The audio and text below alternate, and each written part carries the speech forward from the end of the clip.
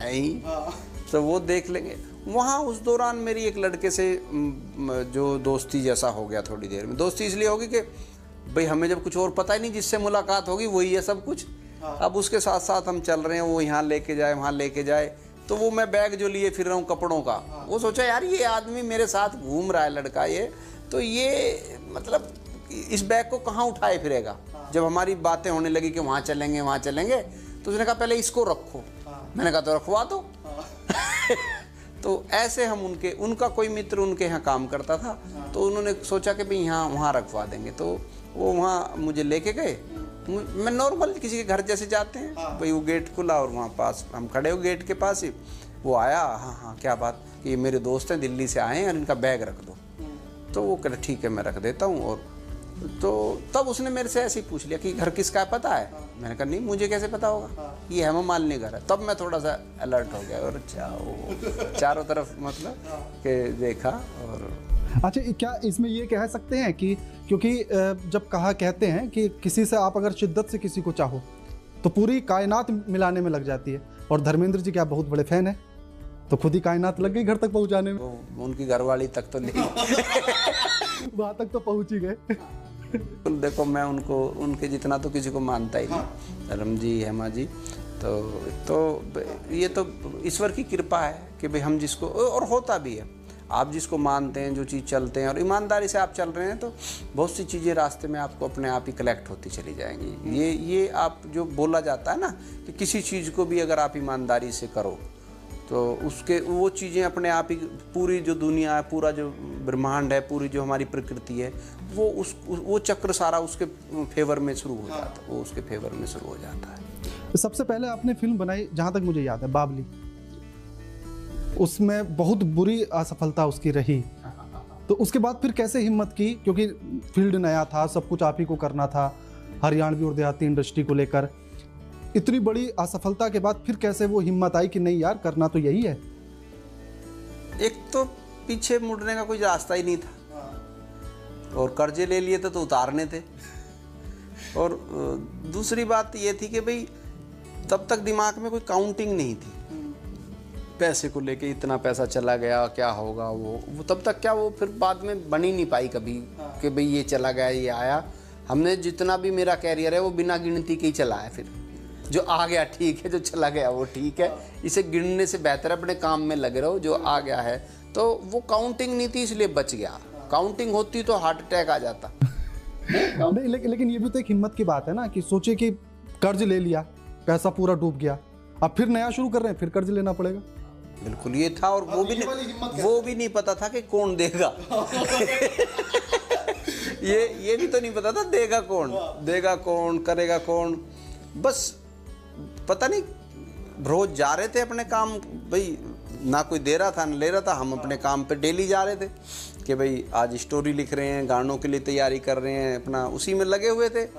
उसी बीच से थोड़ा कभी कोई मिल जाए, कभी कोई मिल जाए, तो वो है ना, क्योंकि प्रकृति साथ जोड़ती जाती है, वो चीज़ें जुड़ती चली गई, और वो जुड़ के ही मतलब बना मामला। जब धाकड़ छोरा आपने बनानी शुरू की, और उसके बाद जब उसने सफलता दिखाई, आपको पूरा स्टारडम दे दिया धाकड़ छोरा वाला, उस समय की फीलिंग्स कैसी थी, और वो कैसे सामने आया कि आपको था कि ऐसा कुछ होगा?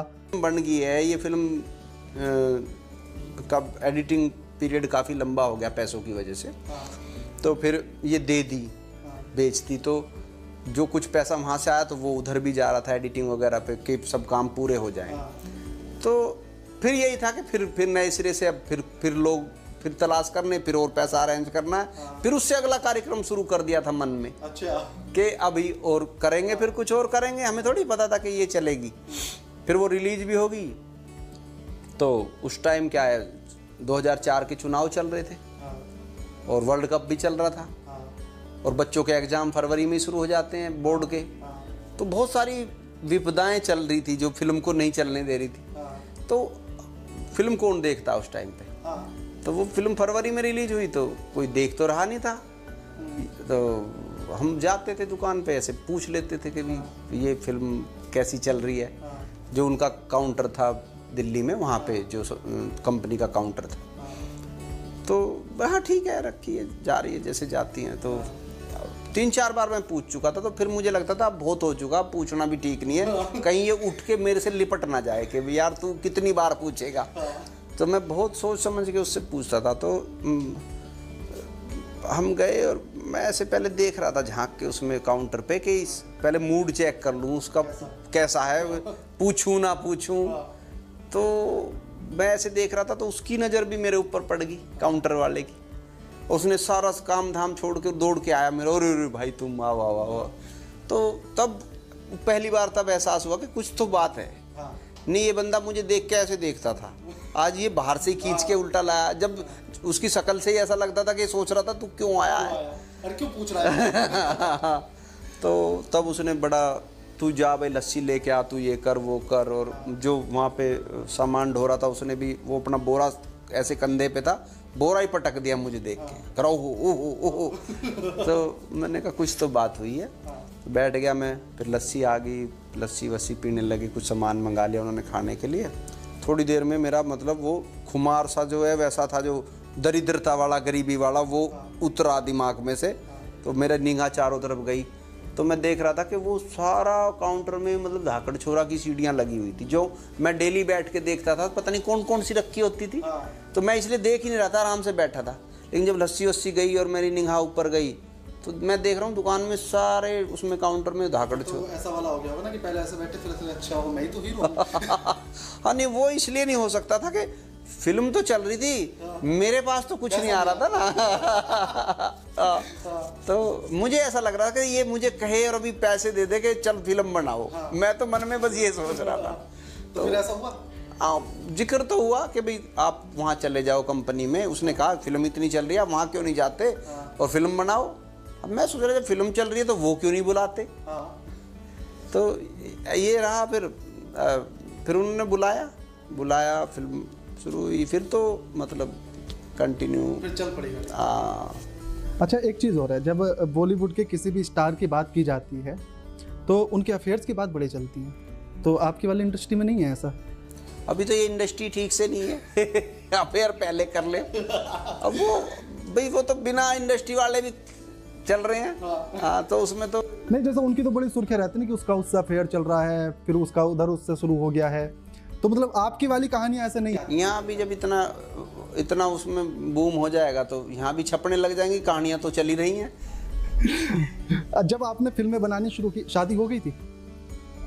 हो गई थी। तो उनका रिएक्शन कैसा था मैडम का कि फिल्म बनाऊंगा मैं, जब आपने ये कहा होगा उनसे? मेरे सामने तो ठीक था, मतलब क्योंकि वो एकदम ही गांव देहात से थी। और ये बात मतलब शादी मेरी अर्ली हो गई थी तो फर्स्ट डे ही मैंने बोली। तो अब वो या तो वो कह लो मजबूरी होती है भी कहाँ जाएं। अब ऐसा आज की तरह तो है नहीं जो लड़कियां एकदम से मतलब उनको तो ये लगा होगा भी अभी चाहिए कुछ भी करे, अब तो मुझे इसके साथ बांध दिया गया तो यहीं रहना है। वो वाला भी हो सकता है, उन्होंने मन से कही हो, ये भी हो सकता है। लेकिन उन्होंने कहा हाँ ठीक है। मैंने कहा हो सकता है मैं बहुत दिन तक बॉम्बे में रहना पड़े, तुम्हें यहाँ रहना पड़े, कोई बात नहीं। तो ये वाला उनका रिएक्शन रहा। तो उनकी अभी ऐसी कोई बाउंडेशन नहीं है कि जैसा रहता है कि हाँ हीरोइन के साथ कर तो रहे हो लेकिन गले नहीं लगोगे? नहीं। ऐसा वाला कोई बाउंडेशन? ऐसा कुछ नहीं। वो तो देखो फिल्म तो देखते ही हैं। बल्कि ये हो गया अब कि फिल्म देख के कोई फिल्म देख रहे हैं तो मेरी कमी बता दी, ये इसको ऐसा करते तो ज़्यादा अच्छा था। वो तो मैंने मतलब घर में डायरेक्शन हो गया है। हाँ तो वो है नहीं, वो शुरू से भी रहा। मेरी पहली फिल्म में भी मुझे एक कल्चरल सॉन्ग की ज़रूरत थी, जच्चा बच्चा का गीत। तो मैंने उन्हीं से अप्रोच किया था, फर्स्ट अप्रोच उन्हीं से की थी। अच्छा। कि जो आप लोग गीत गाते हो उसमें बच्चे जब होते हैं वो कोई एक गीत मेरे को दे दो, मैंने कहा एज इट इज़। तो पहले तो उनको अजीब सा लगा भी ये जो वहाँ गीत गाते हैं फिल्म में कैसे जाएगा। फिर बाद में उन्होंने 2-3 चीज़ें मुझे कि ये है, तो उसमें से एक मैंने लिया था और वो बावली फिल्म में डाला था। अच्छा उनका मतलब रिएक्शन और उनकी सबसे कौन सी पसंद मूवी आती है आपकी मैडम को? मोस्ट ऑफ मूवीज मतलब मैं देखता हूँ, वो घर पहुँचते हैं तो उनके मोबाइल पे मेरी कोई ना कोई मूवी चली रही होती है उस टाइम भी। कि अगर आप नहीं है तो फोन पर तो है, व्यू बढ़ाने के लिए चल रही है या मतलब पसंद है ये पता नहीं, पर वो चल रही है। वो याद में भी तो चल सकती है। हाँ ये भी होता है। और दूसरा ये कि एक बहुत लंबे समय तक मैं उनको हर फिल्म की कहानी सुनाता था। अच्छा। हर फिल्म की कहानी कि मैं ये स्टोरी लिख रहा हूँ, ये लिख रहा हूँ। और कई फिल्मों के कई डायलॉग ऐसे हैं जो उन्होंने अनायास उन्होंने बोल दिया, उनको भी नहीं पता, वो मैंने बाद में रख लिया, अच्छा। मैंने फिल्म में लिख दिया वो कि भाई जैसे मैं कहानी सुना रहा हूँ और उनके मुंह से कुछ निकला कि ऐसे ऐसे, मैंने कहा हाँ मैं हाँ कर दिया, लेकिन वो चीज़ थी नहीं। तो मैंने कई चीज़ें लिखी हैं जो उनको कहानी सुनाते हुए उनके मुंह से निकली। हाँ। तो ऐसी चीज़ें भी हैं कई।